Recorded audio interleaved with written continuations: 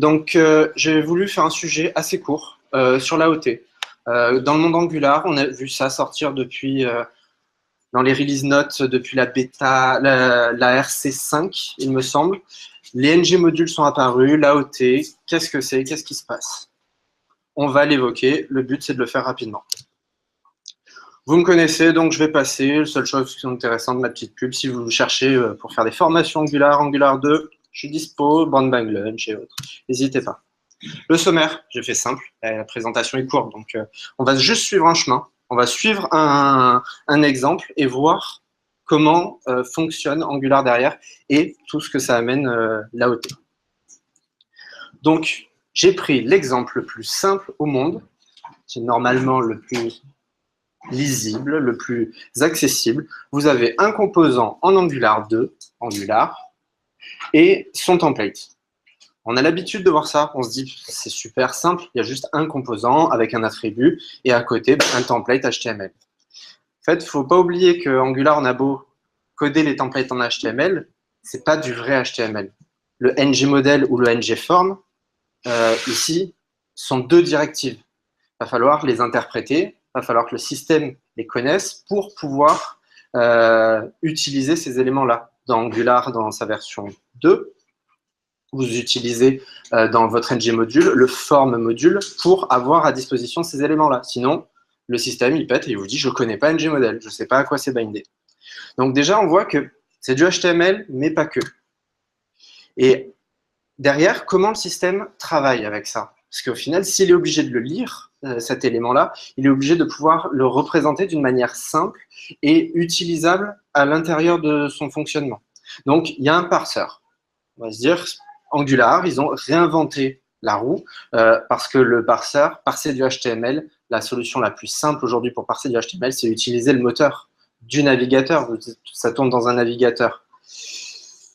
Oui, ça l'était, cette solution a été utilisée, mais il y a plusieurs problèmes. Déjà, un truc tout bête, hein. Quand on développe, des gens s'en rendent compte. Utiliser des parseurs ou des éléments cross-navigateurs, est-ce que le parseur de IE, le parseur de Firefox et de Chrome vont fonctionner de la même manière, avoir les mêmes résultats? La case sensitive, certains la gèrent, d'autres la gèrent pas. Ça sent pas bon. On sent qu'on va être obligé déjà au moins de faire une layer d'abstraction pour se dire, bon, celui de Firefox, celui de Chrome, si on a des navigateurs un peu custom, c'est encore pire. Il y a ça déjà. Et un autre point, je ne sais pas si vous le voyez là dans la représentation arborescente, il y a le numéro de ligne. C'est un truc tout bête, mais quand vous développez, c'est cool pour vous d'avoir le numéro de ligne et savoir où ça a pété parce que vous avez écrit un truc qu'il ne faut pas. Ça, le browser, il ne sait pas le faire et il ne veut pas le faire. Il n'a pas besoin pour lui de vous donner un numéro de ligne. C'est du HTML et vous n'avez pas besoin de savoir, il n'y a même pas de notion de ligne dans ce truc. Donc au final, pour nous, ce serait complexe d'avoir ce genre d'éléments. Et dernière chose, je parle de browser depuis tout à l'heure, mais imaginez que tout ça puisse être interprété côté serveur pour faire le server-side rendering. On n'a pas de browser, donc il faut un parseur pour générer donc le mock maintenant, donc cette abstract syntax tree. Donc c'est une représentation abstraite du template HTML. Donc on a tous les éléments à l'intérieur. Et cet élément-là, au final, cet arbre, va nous permettre de partir de la vue de gauche du template et créer donc la vue de droite. Donc à droite, on a simplement le même nom que le composant de tout à l'heure, auquel on a ajouté view. Si vous avez joué avec Angular version 2, vous avez peut-être eu des pépins dans les templates et vous voyez que c'est toujours le nom de votre composant view. En fait, c'est ça qui est créé. Votre composant va être injecté dans cette fonction et derrière va être utilisé. Donc là, c'est clairement ce qui se passe. Hein. Des nœuds du DOM sont créés par le parseur. Il faut se dire que cette fonction a été créée en lisant la partie template. Résultat des courses, ceci est une string à droite. C'est une fonction, mais dans une string. Donc pour le moment, on a juste la représentation d'une future fonction. Pareil, hein, ça ajoute les éléments pour le dirty checking. C'est pratique, ça nous permet d'avoir le one-way ou two-way binding, ça nous permet de vérifier et on voit qu'il stocke la référence de la valeur précédente. Donc, c'est typiquement le côté view. Donc, si on devait représenter ça sous forme de classe, c'est volontairement abstrait, la syntaxe n'est pas correcte ici, on peut remarquer qu'ils ont choisi d'avoir une syntaxe orientée propriété. Node 0, node 1, node 2, node 3, et il peut y en avoir beaucoup. Et ce sera surtout tout nécessaire pour le nombre nécessaire pour votre template, en fonction de sa complexité. Pourquoi ils ont choisi ça plutôt que de faire un tableau? C'est juste parce que le moteur V8 le connaissent, et ils savent qu'accéder à une propriété, c'est beaucoup plus rapide qu'accéder à un élément d'une collection. Donc si on avait fait un array de nodes, un résultat des courses, il aurait fallu parcourir l'array pour tomber au bon endroit. C'est du code généré, on n'a pas forcément besoin qu'il soit beau, il a juste besoin d'être performant. Et on voit que les trois propriétés, les types de propriétés importantes, c'est les nœuds, les directives et le troisième qui sont les variables, les expressions, les résultats des expressions. Donc, si je résume, on a côté back-end. Donc, quand je dis back-end, serveur, c'est la partie de build qui va nous générer des choses. Donc, on aura le compilateur et nos éléments, transpilés en TypeScript, peu importe de quel niveau on part.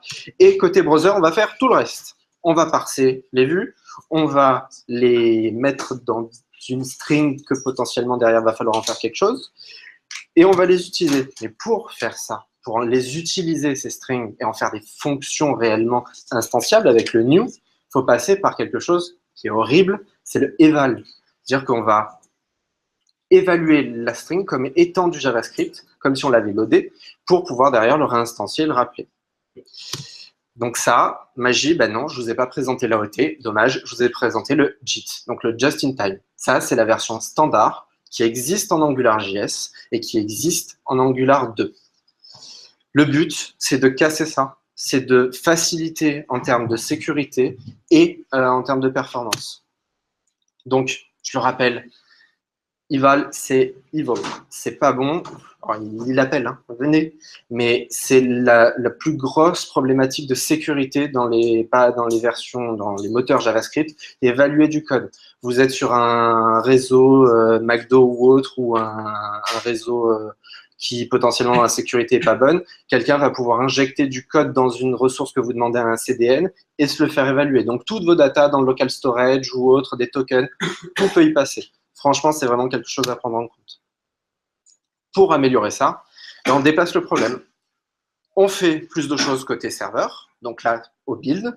Donc, cette fois-ci, le compilateur, on va l'utiliser côté serveur. Donc, on va compiler tout ce que je vous ai montré tout à l'heure et créer cette fonction qui était une string, on va la créer côté serveur et on va avoir notre view source. Et au final, maintenant que c'est une string et que c'est dans notre source dans le source de notre code, il n'y a plus besoin d'autre chose que de faire une balise script pour loader ça. Et au final, il n'y a pas eu d'eval. Là, c'est juste le moteur qui fonctionne normalement.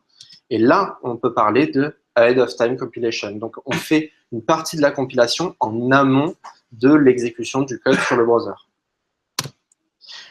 Qu'est-ce que c'est les avantages? Alors, il y en a un, bien sûr, je vous ai évoqué, c'est la sécurité.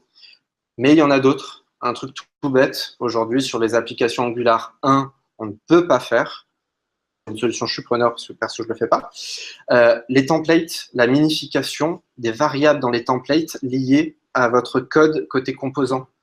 Alors, ça marche avec les contrôleurs en Angular 1. Là, la variable user.name, elle ne pourra pas être minifiée par Uglify ou autre, parce que si vous faites ça, de l'autre côté, dans votre template, vous n'aurez pas u.n. Vous avez besoin d'un chemin qui sera user.name. Résultat des courses, vous aviez un problème. Là, avec cette méthode-là, avec l'AOT, tout votre code est dans le view class. Résultat des courses, c'est des références qui se font directement et les éléments peuvent être mappés et renommés. Donc, il y a un lien fort. On a dû appuyer sur le slide avant. Des éléments qui vont découler de tout ça, donc le download time. Vous n'avez plus à télécharger le compilateur. On a beau se dire qu'on va télécharger des view sources en plus, ouais, mais la taille du compilateur à côté, elle est énorme. Là, on est sur un ratio pour un hello world de 2 tiers, 1 tiers. Donc, déjà, vous trimballez moins de choses, moins vous trimballez de choses, mieux c'est. Résultat des courses, tout est déjà compilé côté back-end. Vous avez le résultat interprété. Le loading time est très, très rapide. un des nouveaux éléments et qui est apparu avec la version qui est sortie hier d'Angular, c'est dans le language service. La vidéo est un petit peu longue, mais elle va être parlante. C'est le fait que le système, les IDE, vont pouvoir avoir un parseur officiel pour vous aider dans votre code de tous les jours. Aujourd'hui, quand vous utilisez IntelliJ ou autre, on est sponsor, quand vous l'utilisiez, il allait détecter, mais ils y allaient à leur sauce. Ils n'ont pas forcément envie de développer un parseur explicite pour Angular. Ça les intéresse, mais bon, c'est pas le but. Là, vous voyez, il y a une variable qui n'existe pas dans le contrôleur, c'est détecté directement dans le template. La vidéo est faite sous Atom VS Code. Donc, c'est compatible, c'est intégré et ça vous permet d'avoir un lien fort qui vous dit de suite, il y a un pépin et vous ne pétez pas l'erreur lors de l'exécution. Alors, pour faire ça, au final, depuis tout à l'heure, je vous évoque que cette solution elle est géniale. Elle est peut-être compliquée. Vous faites build et vous rajoutez AOT. Et aujourd'hui, les équipes d'Angular travaillent quand ils font un ngWatch en non-stop en mode AOT. Pour eux, c'est la base et ça doit le devenir. Pour vous, quand vous déployez une application, il faut faire attention. Il faut que votre code soit compatible. Parce que vous pouvez écrire des choses un peu pourries qui ne vont pas rendre ça compatible AOT. Mais testez-le, vous avez des perfs de malade et vous pouvez en profiter.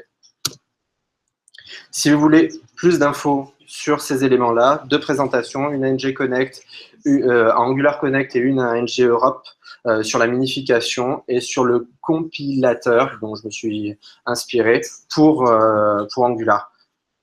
Allez là-dedans, vous apprendrez énormément de choses sur comment le système fonctionne et comment vous pourriez l'optimiser. Donc, ça permet d'écrire du code de meilleure qualité.